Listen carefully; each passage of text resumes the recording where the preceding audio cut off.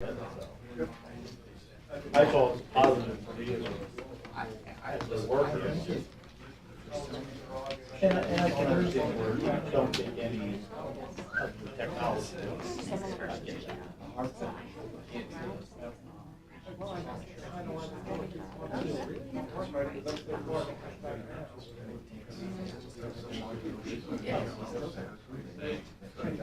And that's why I always said, how do you hold somebody position from the sales level?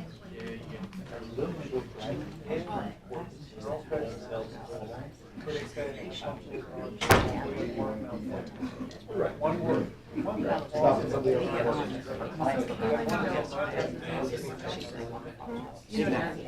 Stand on solicitor. Or we stop. I was going to ask you. There's some cool lives. She goes, oh man. I'm like, oh, okay.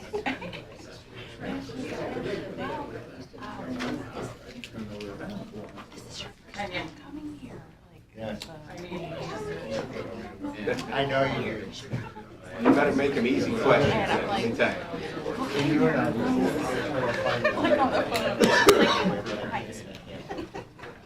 Okay, well, I was the return. How about I drill you on that?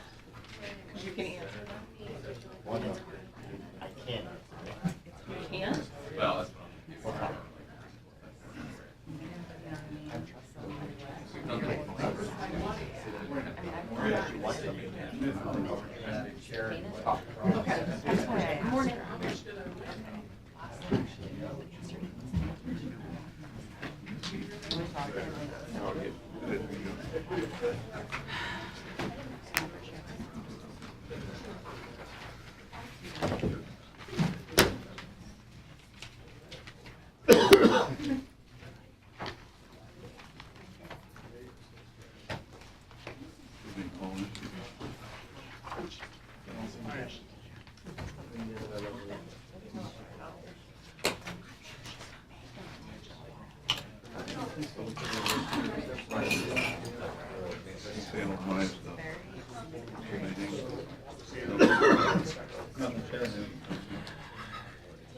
that's all, man. That's all.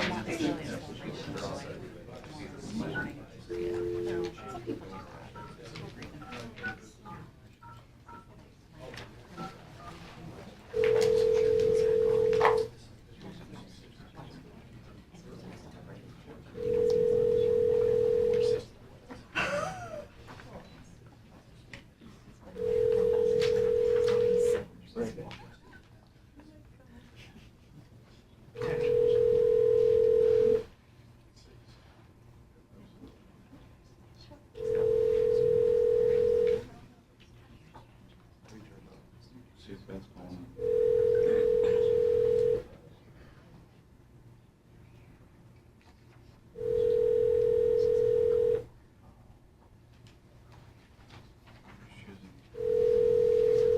You want to text her and see if she-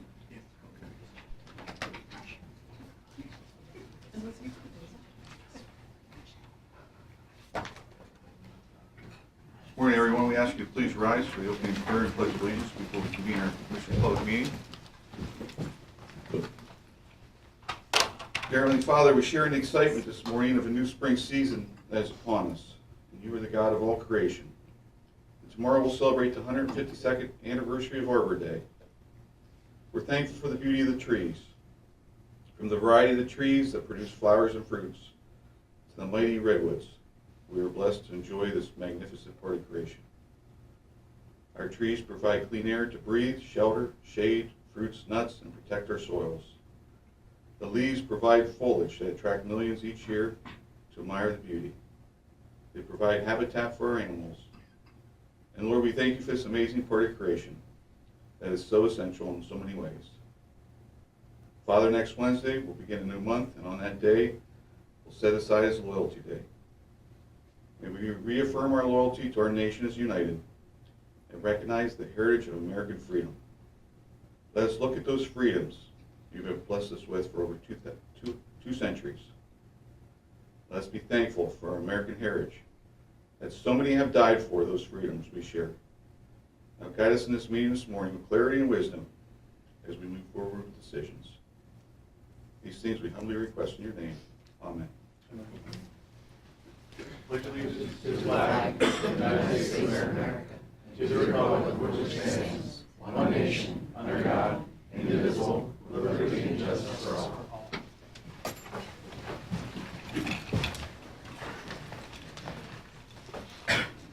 Morning will convene the Commissioners' public meeting at this time and ask for approval in the minutes of the previous meeting.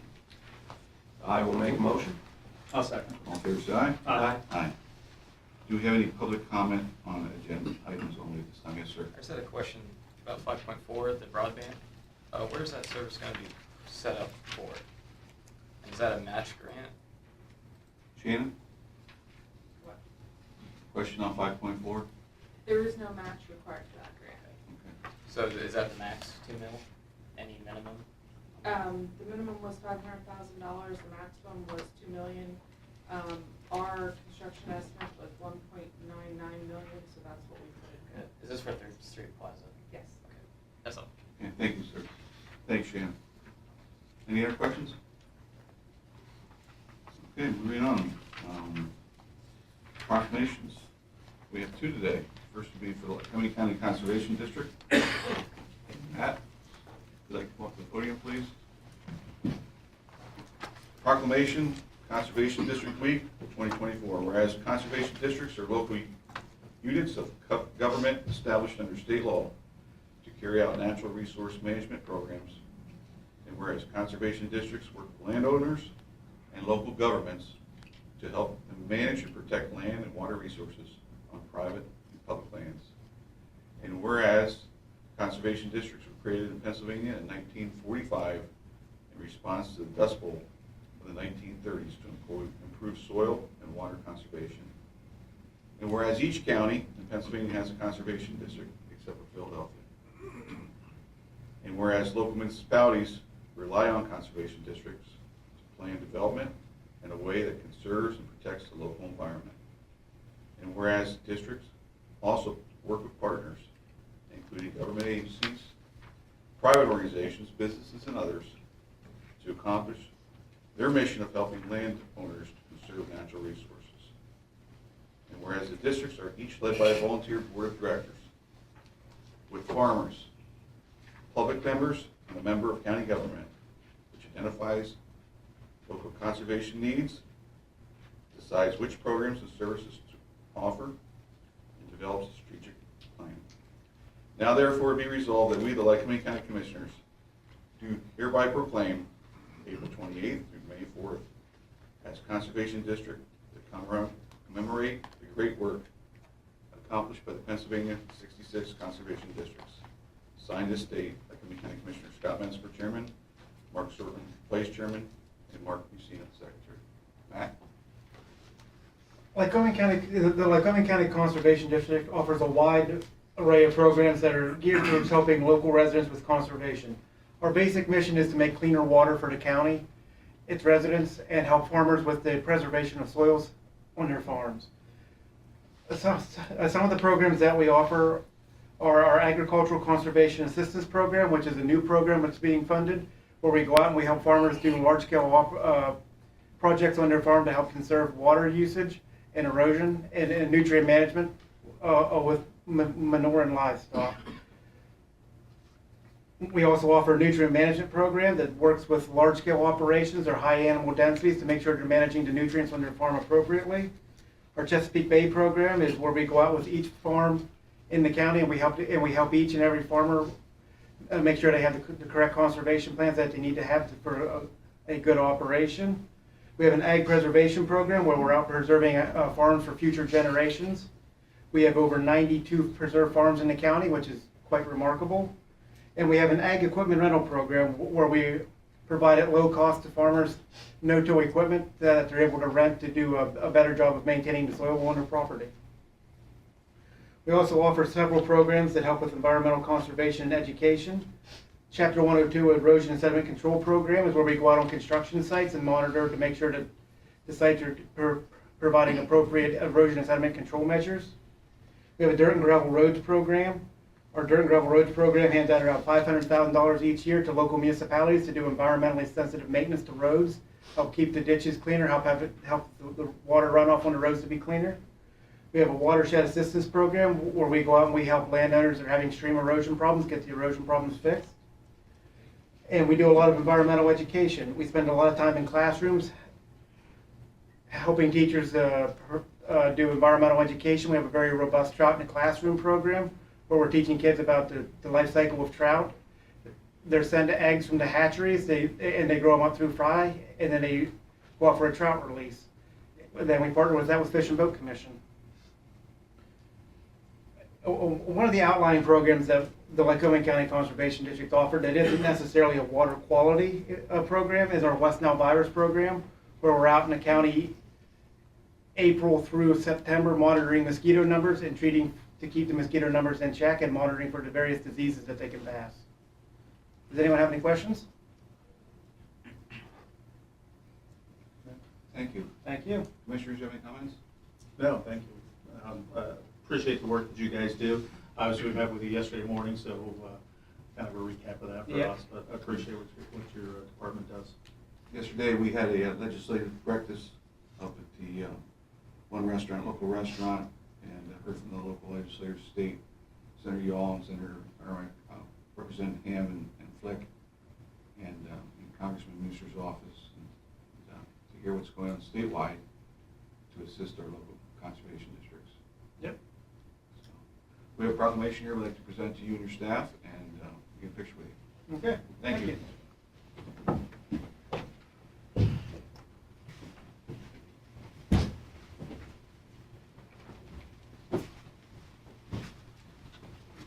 Thank you. Nope, they're all out in the field, unfortunately.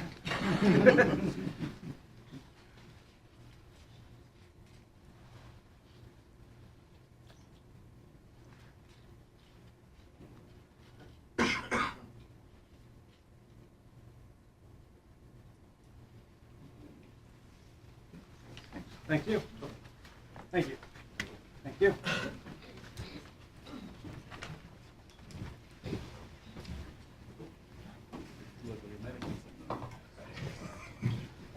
I'll take that.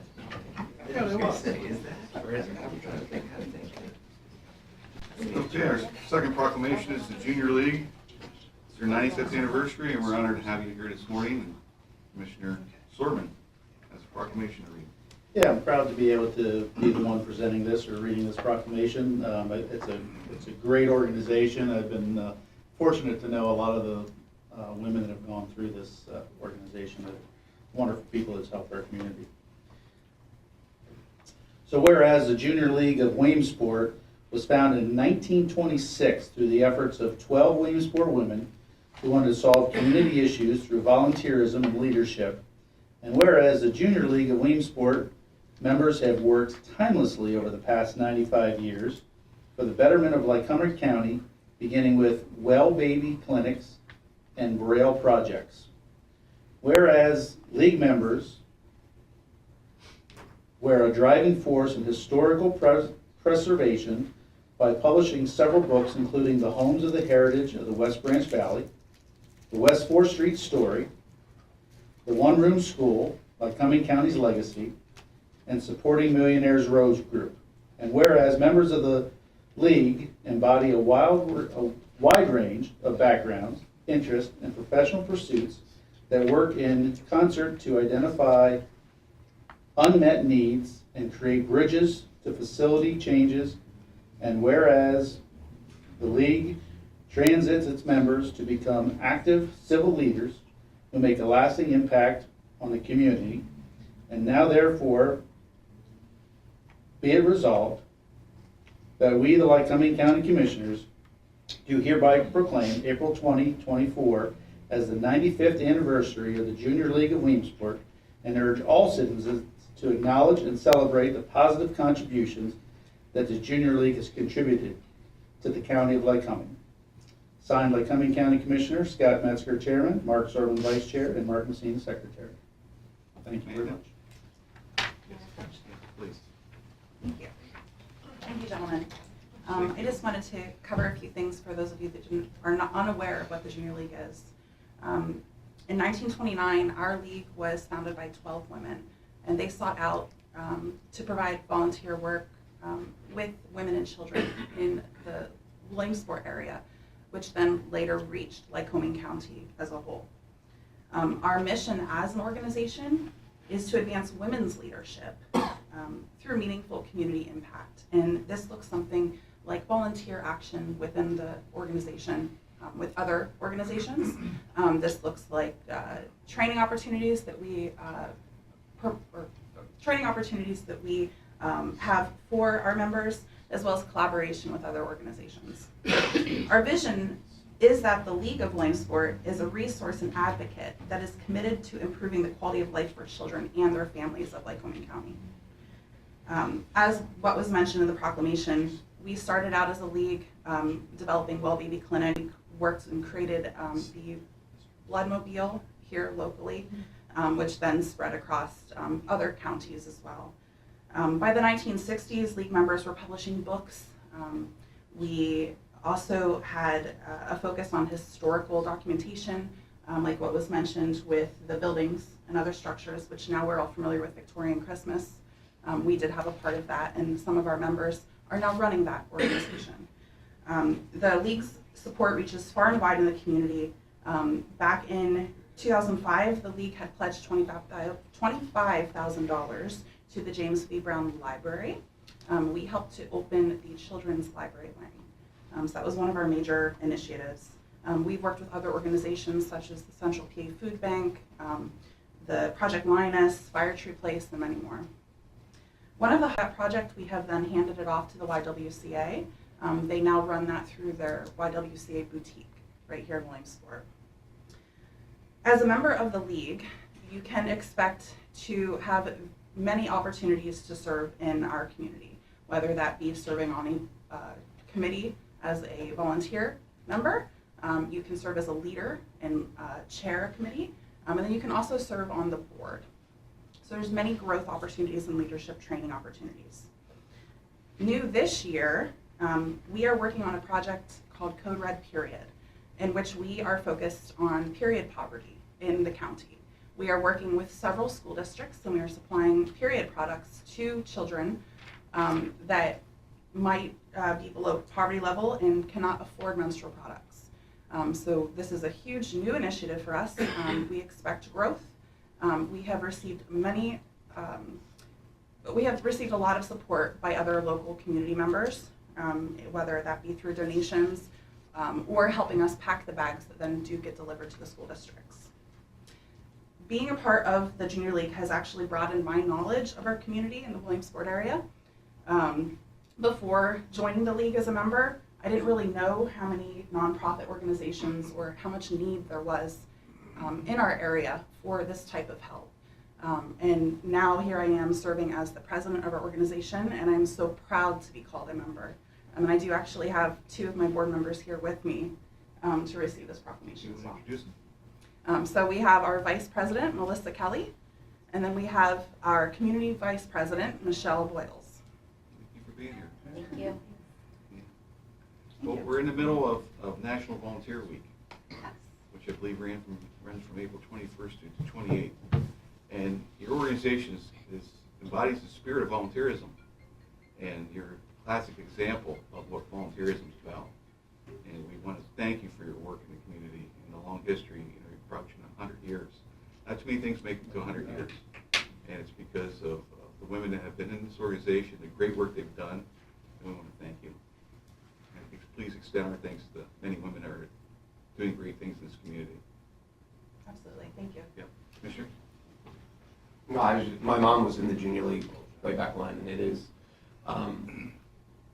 just the longevity of it and the impact it's had, and it hasn't. I mean, I'm sure membership has gone up and down throughout the years, just like everything else. But to have the staying power, to see that it's still as robust as it is this long after it started and continuously throughout is a wonderful thing.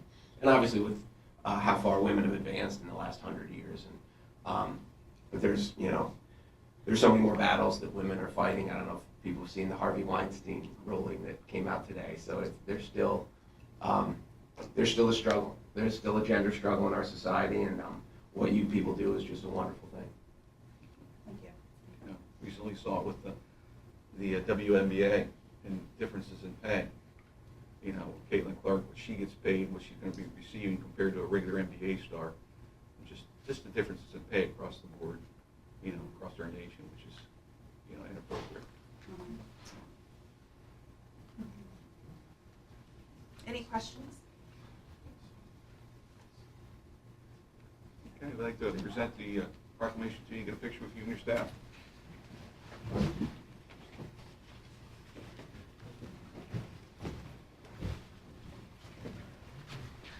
get in the middle. Okay. Thank you so much. Thank you. Thank you so much.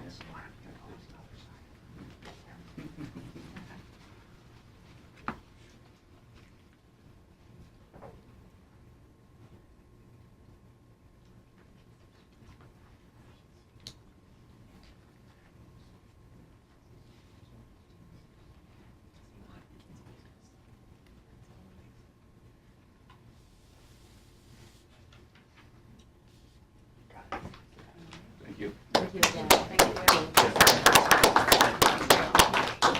Yeah, We can do this. Thank you. Have a great day. You too.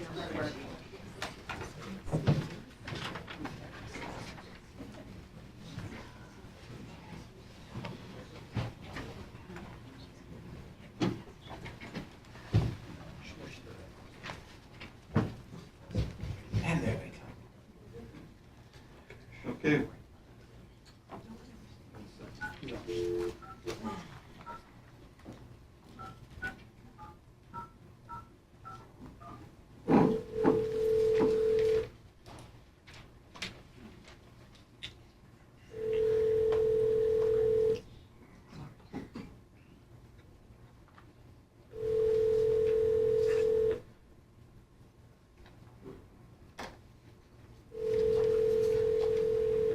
Nikki, where were you? The first one to join us, you want to?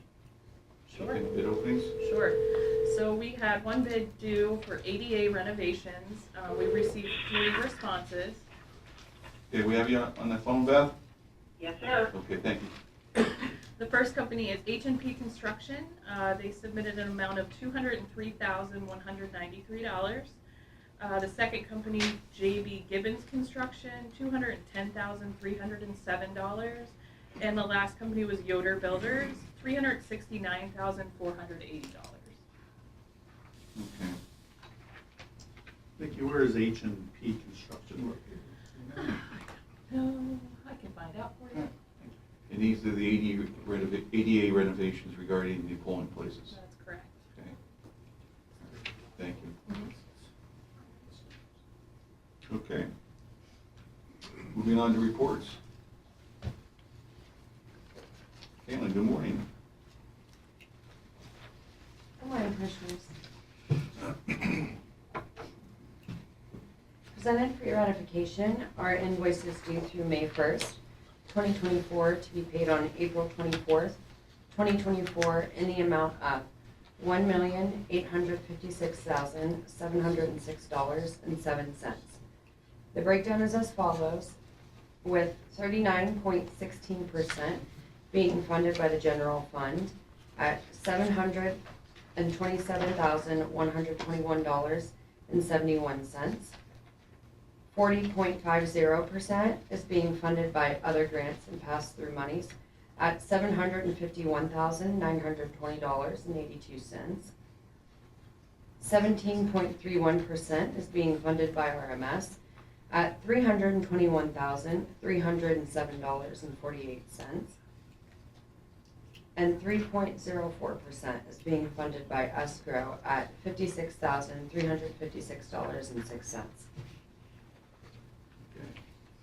Okay. Do you have a motion to accept the cash requirements? I will make a motion. I'll second. Any questions or comments? I have one question. I did have a couple questions that got answered. Lurtron services under the buildings for the courthouse at 21,000. Is that? Do we know what that? That's what I have here for notes. That is for a lighting system for software maintenance agreement. Okay. So it's something you've done, Ken? Yes. All right, thank you. I knew you had the answer, And then- Ken. That's an annual. So that's an annual, so it's once a year we're paying that, not monthly or anything, okay? And if I can find my highlighted spot, I was just gonna make a comment, not, more of a, for a record, the amount, just so everybody's aware of what healthcare costs to the county, roughly about $145,000 monthly. So just so people are aware of that. It's a huge expense. And it is, it's an expense that I've shared in the past, that when Commissioner Massar took office 12 years ago, the county insurance was $6 million. And it was climbing towards $18 to $20 million if the county would not have done anything. They became self-insured. They went out and worked with the broker. They then we brought the wellness center in. When I took office 4 years ago, it was 14 million, and we have it down to 12 million. It's going in the right direction. So we're driving it back down, and it comes down to where employees are taking better care of themselves. We want to make sure the employees are healthy. We want to make sure they're healthy in their retirement, so they enjoy their retirement. And so it's important that there's more awareness and they identify things quicker. And by having the health center here, it eliminates those third-party costs. Instead of going to an ER, they go here, and the costs are much cheaper. And We pay Commissioner the bills. Metzger, I appreciate you saying that, because I think those are the things that people need to understand, is that if they utilize the services we're providing, it's a cost savings to the county and all the taxpayers. So if everybody remembers that when they have an issue to use that facility, I think that's, and it's an awesome facility as well. So we appreciate our clients. They're our most important asset. Our employees are our most important asset. And at the same time, we want to make sure that we drive the healthcare costs, which is, it's a big animal across the country, the rising cost of healthcare. And I believe Lycoming County's out in front of it, driving it in the opposite direction.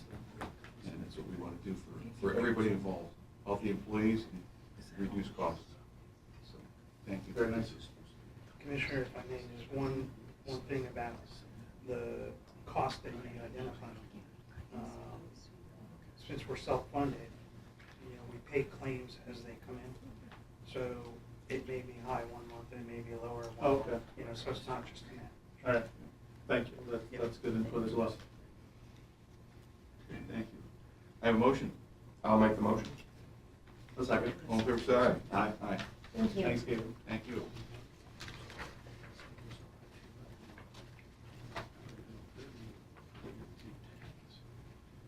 Commissioner Sortman, Yes. H&P is out of Culpmont, PA. Okay, thank you.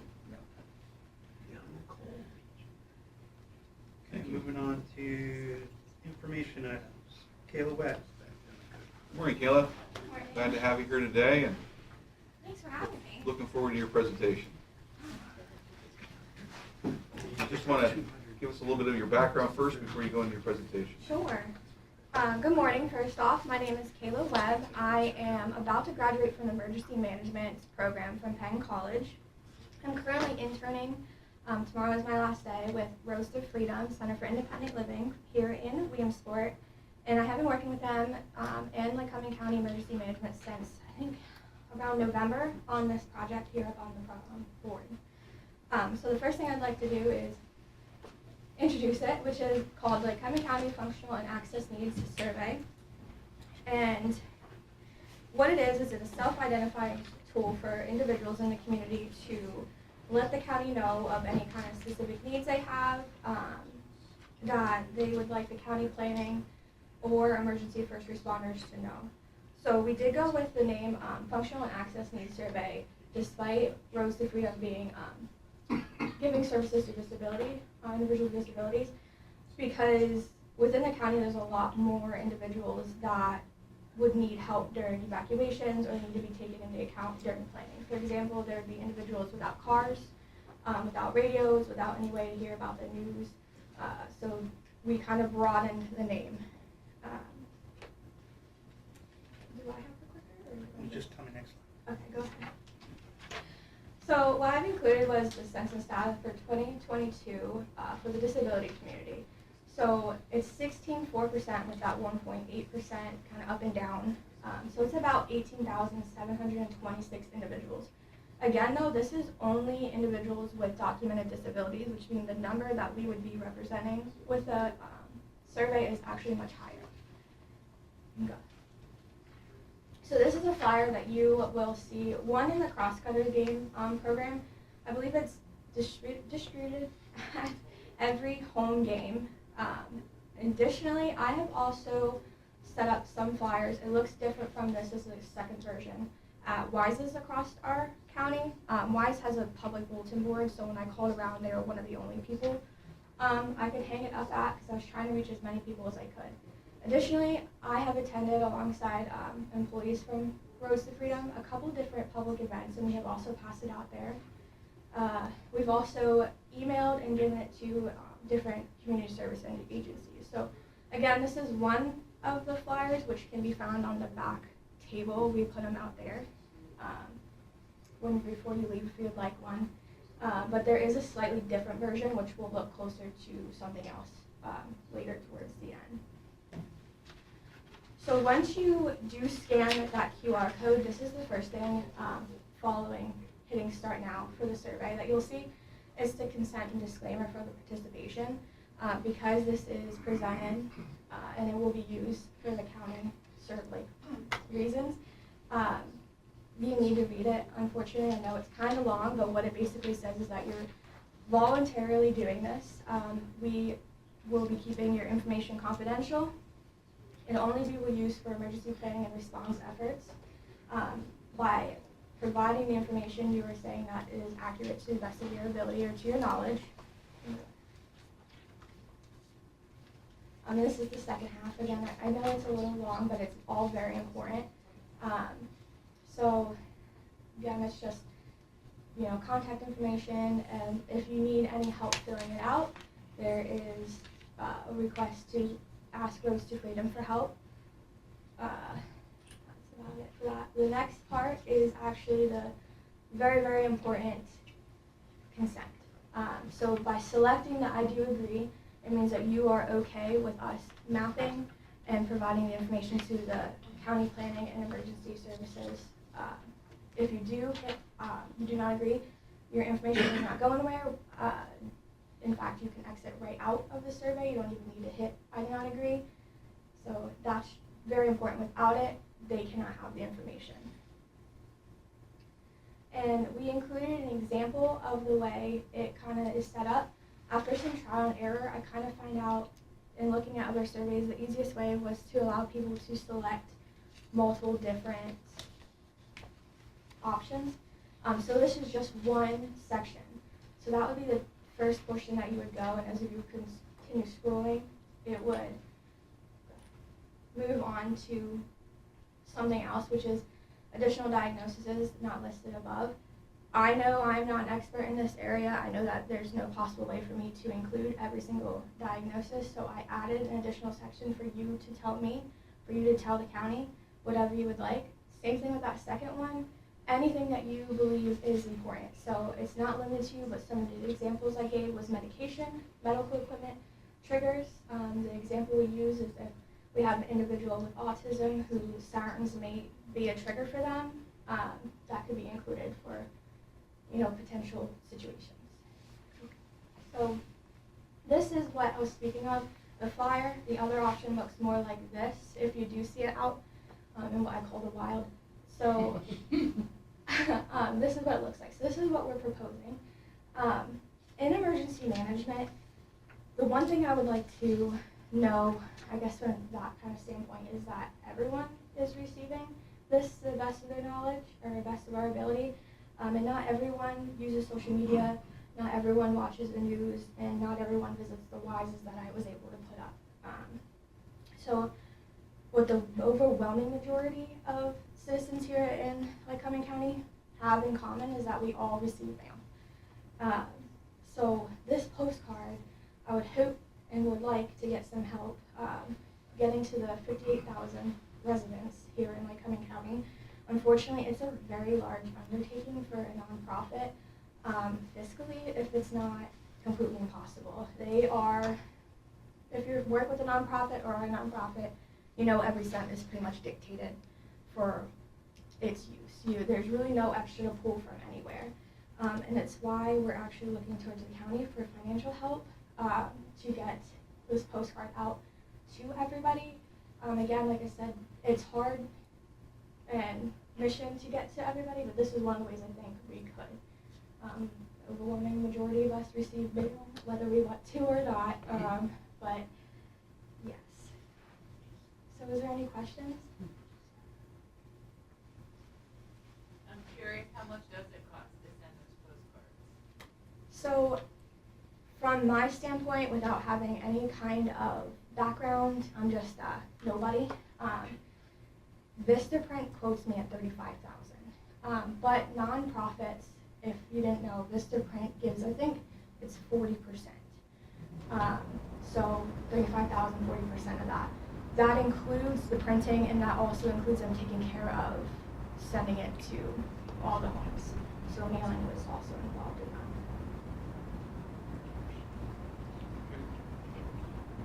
Commissioners, any questions? Yes.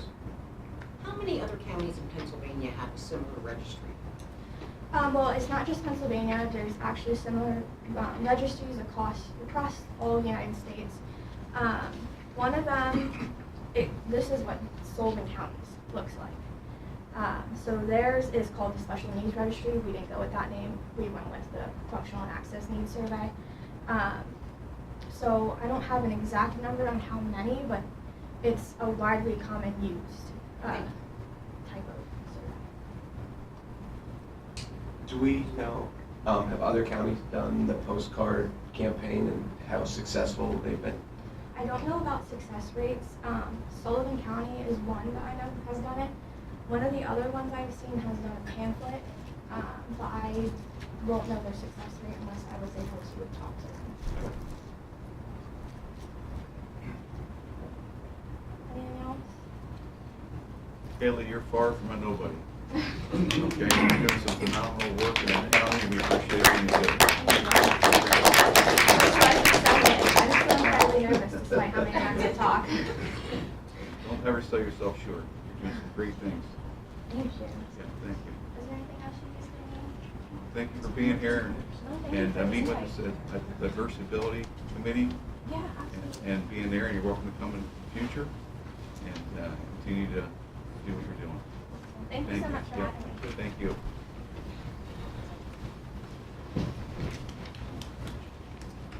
All right, moving on to action items.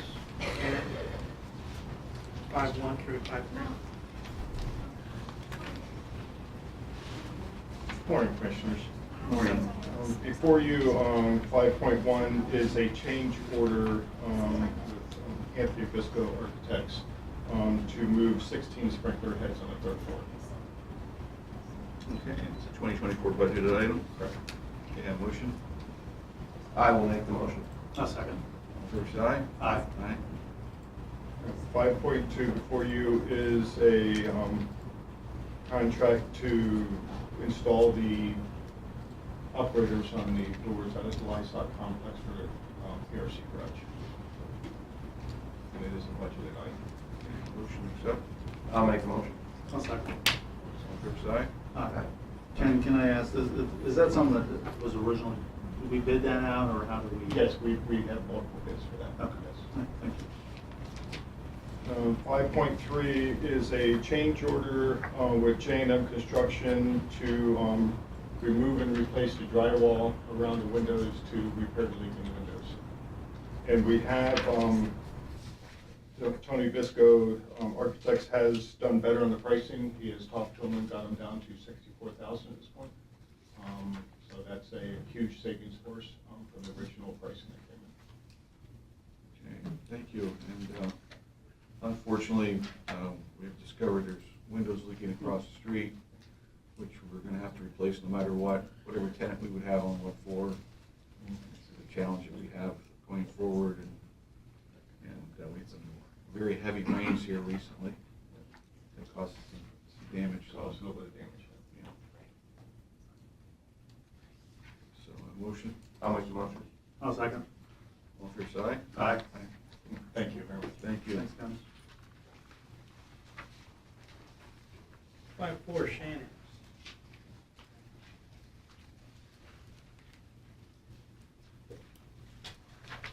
Morning, Shannon.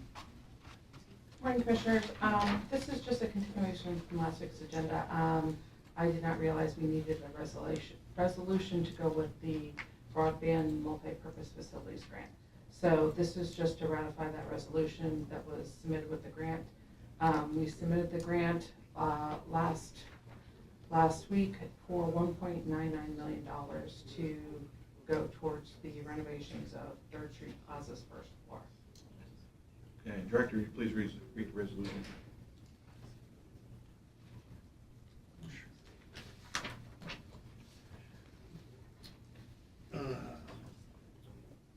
County of Lycoming, resolution number 2024-07.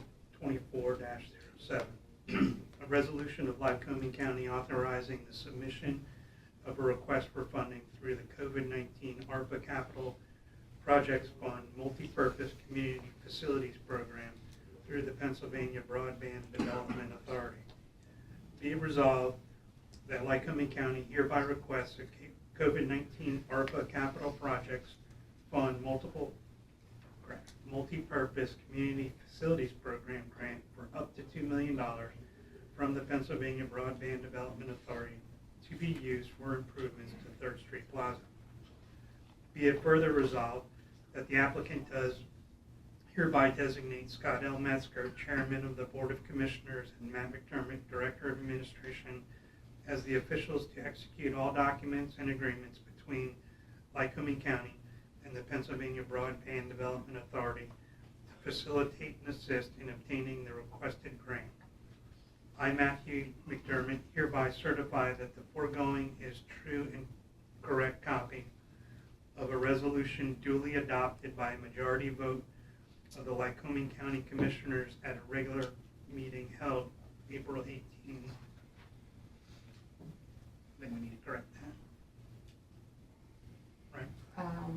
I put what Mike Wiley told me. That was last week. Okay. Yeah. And said resolution has been recorded in the minutes of Lycoming County and remains in effect as of this date. In witness therefore, I have fixed my hand and attached the seal of Lycoming County this 19th day of April 2024. And that's where I attest when you guys had already signed. Okay, and we want to thank Maya Toon and Shannon for bringing this opportunity to us. This could be we're awarded this grant, it'd be a great asset. Right, and the reason behind the grant is the state has ARPA funds that of course need to be spent just as we have our own. And they were soliciting for projects that would be beneficial to promote access to broadband in facilities for people that didn't have that type of access. So by incorporating broadband access and computers in the first floor of 3rd Street Plaza, along with the other entities that are going to be located in that building, which are high public access high public traffic departments, we'll be able to promote that idea and access to those computers and other assistance. And the design is to set up three pods. Yeah, so that people would have access to a computer so they could look for jobs, do healthcare appointments, and a number of other educational aspects. And we would do outreach to entities to promote that. Very good. Thank you. Thank you. Okay. Motion? I'll make a motion. Second. All fair side? Aye. Okay. 5-5. Oh, Eric, I didn't see you behind that. Thank Morning, you. Eric. I'm here. Morning.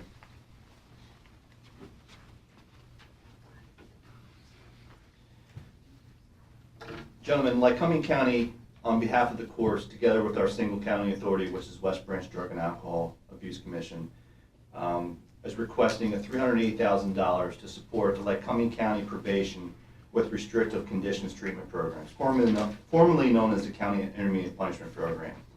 This grant consists of 2 separate programs: the Lycoming County probation with restrictive DUI conditions, targeting offenders convicted of driving under the influence of alcohol and facing mandatory sentences, in addition to the Lycoming County treatment courts, which is the drug and DUI courts.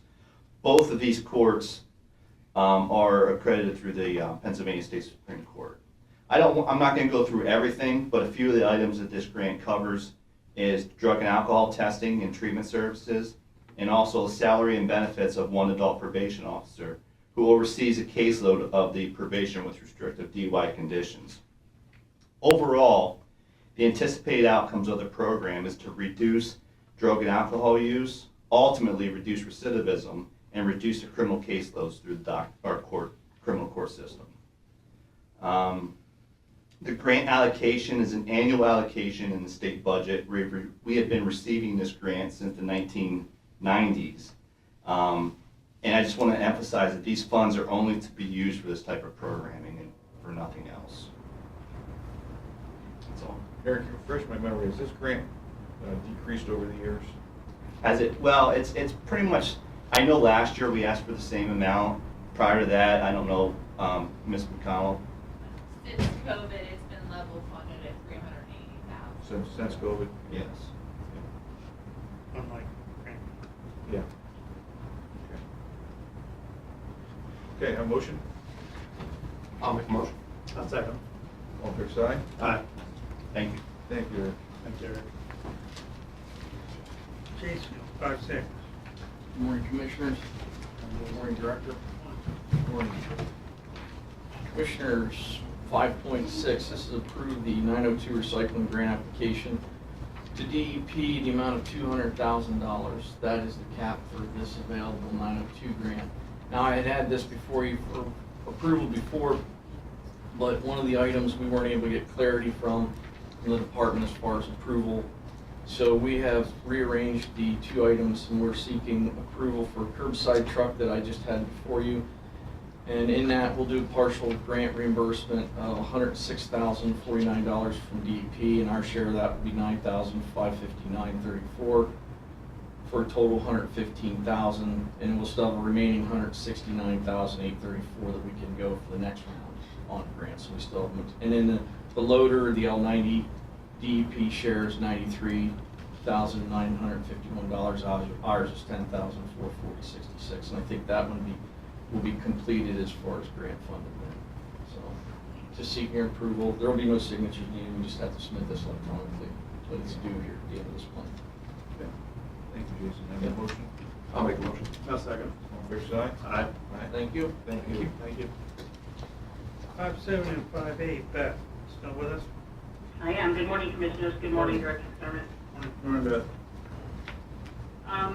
Item 5.7 is an agreement, an intergovernment agreement between ourselves and the state police. This is for a talk group with PSP. This is actually something they reached out to us about, which we're kind of going to be their second guinea pig. Very uncommon for state police to share their radio frequency with anyone. However, we have a very good working relationship with the state, and they are requesting to put their radio frequency in our console so we can actually hear their dispatches, things like that, from our console here in the 911 center. It will also have the ability to patch state police and our frequencies together. So in the event of an incident where state police and our agencies need to speak to each other, we will be able to do that patch here in the communication center and down at the barracks to patch all those units to be able to speak to each other. No cost related to this. We have the equipment on our end, they have the equipment on their end. All we have to do is put it together. And as you can see, it's not signed by the state yet, but that's uncommon for them. They ask it to be signed before it goes to them. Well, this is fantastic because it's important. First of all, we're blessed to have our local state police barracks here in Victoriaville in the county. And You know, this is a very rural county, it's large. It's important that their safety is always at the forefront, and by having them directly connected to 911 is critical. So we're glad this is going to happen, and we look forward to that partnership. We also want to recognize that the state police are going to be celebrating their birthday next Thursday, and they do tremendous work throughout the Commonwealth. Yeah, we're very honored that they have even approached us. We're only the second area that they've approached for this, but we believe it is because a lot of the people that we have worked with over the years have retired out down there, but the others we've worked with have gone to, back to Harrisburg, things like that. Lieutenant Ritchie, who I believe is now Captain Ritchie, we had a super working relationship with him, and he chose our county to start this area and this troop area with this agreement and see how it works out, and then he'll go with the other counties from here. So we're very excited about this. This is definitely something new, and we're very excited. Who was the first guinea pig? Do we know? I want to say it was Bucks or Burke, Okay. someone down that way, and we're their second contract that they're doing like this. I recall an incident maybe 2 years ago where there was a fatal shooting up north of us, and I believe state police were involved in that. Am I correct, with our local probation department? And they were out of cell service. Yep, that is correct. Yeah, and they had to actually run down the road. So this would help alleviate, if I'm not correct, would it, Beth? Yeah. Those kind of situations. Yeah. State police, actually, their units in the field have our radio frequency, our county frequency in their radios as well. So if they ever have an issue getting through to the barracks where they're located, they're always welcome to speak to us, which they know. But for us to actually, this will be the first time that we can hear what's going on with the state on their radios, and this will be the first time that we actually are able to patch from within the center with the agreement, whoever the commander is at the state that day. If there's a big agreement, a big incident that everybody is on, we will actually be able to put everybody on the same frequency, and that's absolutely amazing to be able, to see that coming down the path here. So anyone who's in law enforcement or probation or in that field, EMS, they carry portables. I carry a portable when I was in probation. And you're in rural areas, it's critical that those portables, 911 hears you, because it can be a life-death situation. And so it's vital that we have those connections and that type of technology to make sure that each one of these officers and volunteers and people that are in the emergency fields go home safe to their families at night. Yeah, I kind of chuckle whenever, I know radios are ridiculously expensive, Commissioner, and I know whenever people see the price of a radio, they squawk. But I sometimes explain that, when it comes to being in the field and on duty, sometimes you have to think that your radio is used far more often than your service weapon. Yes, your service weapon is absolutely highly important, but your radio is used day in and day out every day, and people squawk at the price of the radio, but that truly is the lifeline. And if you purchase, you get what you buy. That's exactly what I'm trying to say. If they're not upkept, if they're not purchased well with the right equipment in them, and they're not maintained, that's the biggest thing, is maintaining them. They're not going to work when you need them to work. And it's really important for people to realize that when it comes to radio. I'm glad you used the word lifeline, because it is the officer's lifeline outside of their car. Absolutely. And you can't put a price on that. No. Thank you. Thank you. I have a motion? I'll make the motion. I'll second. All fair side? Aye. All right. Thank you. Thank you. Next item? Next one is me also, 5.8. This is an amendment to our contract with Nokia, which is our microwave for the new radio system. These are just a few additional parts we needed at 3 of our radio towers, and then a 4th tower that needed, this is actually a co-location tower with the state, that we needed additional, our equipment wasn't long enough, and so this is a change order for $5,000.90, and it is a budgeted item. Okay, a motion? I'll make the motion. I'll second. All in favor, say aye. Aye. Aye. Aye. Thank you, Commissioners. Thank you. Beth. All right, 5.9, the Commissioner seeking your approval on the memorandum of understanding with West Branch Drug and Alcohol for opioid litigation services. This is a 2024 budgeted item. This MOU actually gives us the ability to expend opioid litigation settlement funds, and West Branch be the either pass-through or service provider for the different areas that we are targeting. Okay, thank you. We want to thank Shay Madden of West Branch Drug and Alcohol Abuse Commission for overseeing this and bringing the information to us on a regular basis. Motion? I'll make the motion. I'll second. All in favor, say aye. Aye. Aye. Anybody carry? Commissioner comment? Any gentlemen have anything? I was going to say, Scott opened with the excitement of spring.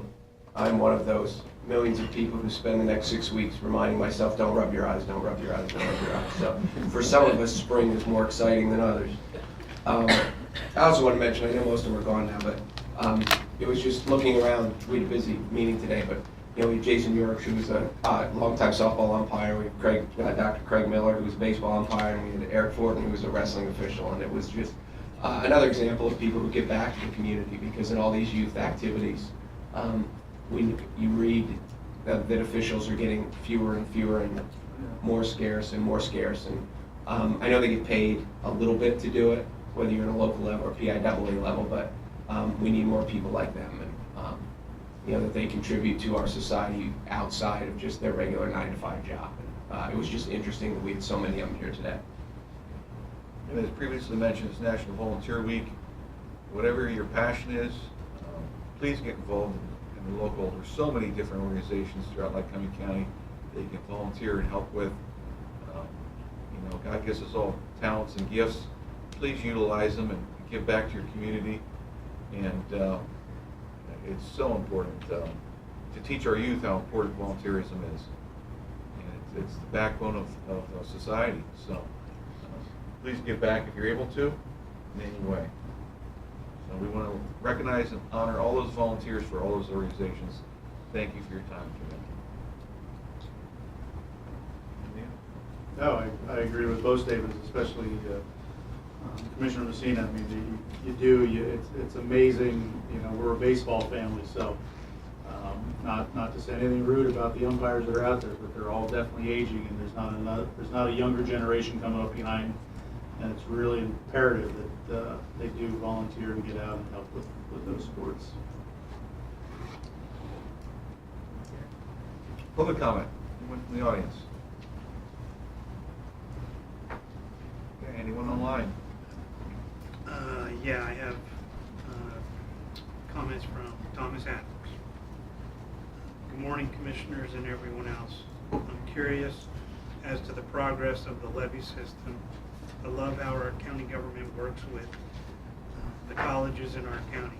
Also, as a board member of the Williamsport School District, I encourage all parents and interested parties to contact any board member who is representing your school board with any issues, questions, or concerns. We may not have an immediate answer, and many things might be handled through the proper chain of command: teacher, assistant principal, principal, assistant superintendent, superintendent. The point is, without good communication, as in all representative governance, we all fail. For the sake of our future and our children's future, we all must be vigilant to stand for godly morals and values and stand against nonsense, foolishness, and illogical messages and actions, which bring darkness and destruction. Ignorance is not bliss, it is lethal. Thank you for all you do. It is very much appreciated. Okay, thank you. Anyone else? Okay, we have completed our agenda, so we'll be adjourned till our next meeting scheduled for May 2nd, 2024, right here in this meeting room. Thank you. Thank you.